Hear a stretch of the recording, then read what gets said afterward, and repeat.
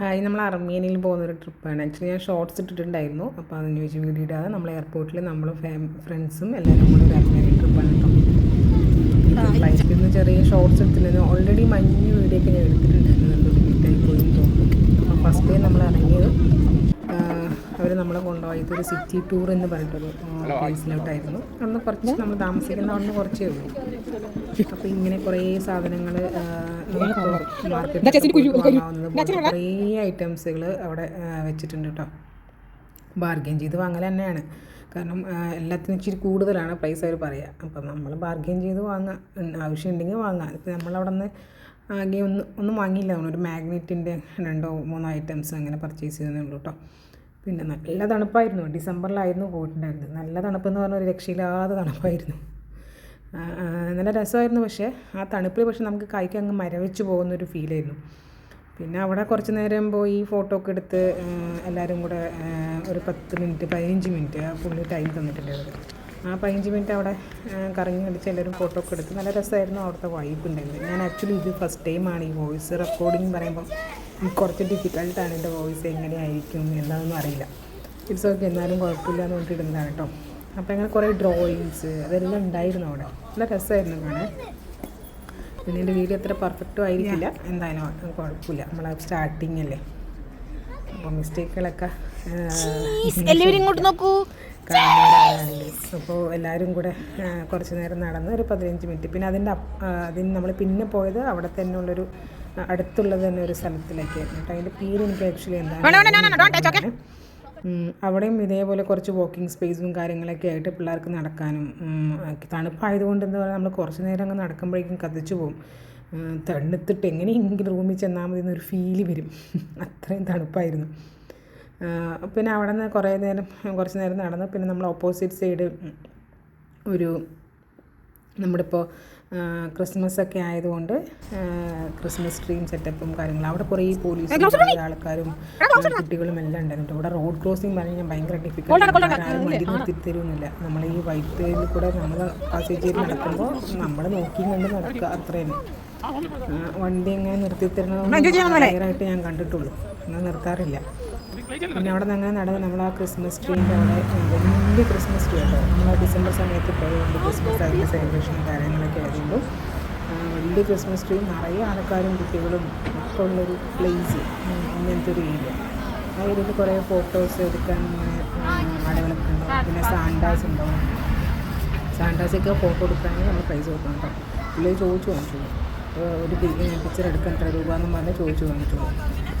പിന്നെ അവിടെ എല്ലാവരും കൂടെ പോയി കുറച്ച് നേരം നടന്ന് നമ്മൾ ഫോട്ടോസൊക്കെ എടുത്ത് കഴിഞ്ഞിട്ട് പിന്നെ പതുക്കെ പിള്ളേർക്ക് കളിക്കാനും ഒരു ഏരിയ ഉണ്ടായിരുന്നു. പക്ഷേ ക്രൗഡായിരുന്നു ആക്ച്വലി. പിന്നെ അവിടെ കുറച്ച് നേരം കളിച്ചും നടന്നുള്ള ഏരിയയൊക്കെ കണ്ട് നല്ല ബ്യൂട്ടിഫുള്ളായിട്ട് അവർ കുറേ ക്രിസ്മസ് ട്രീസ് സെറ്റ് ചെയ്ത് വെച്ചിട്ടുണ്ട് കേട്ടോ. ലൈറ്റ് അതേപോലെ ഈ നൈറ്റായിരിക്കും കൂടുതൽ കാണാൻ കുറച്ചും കൂടെ ബ്യൂട്ടിഫുള്ളായിരിക്കാം. ഞങ്ങളൊരു 4 o'clock 5 o'clock ഒക്കെ ആകുമ്പോഴാണ് അവിടെ ചെന്നത്.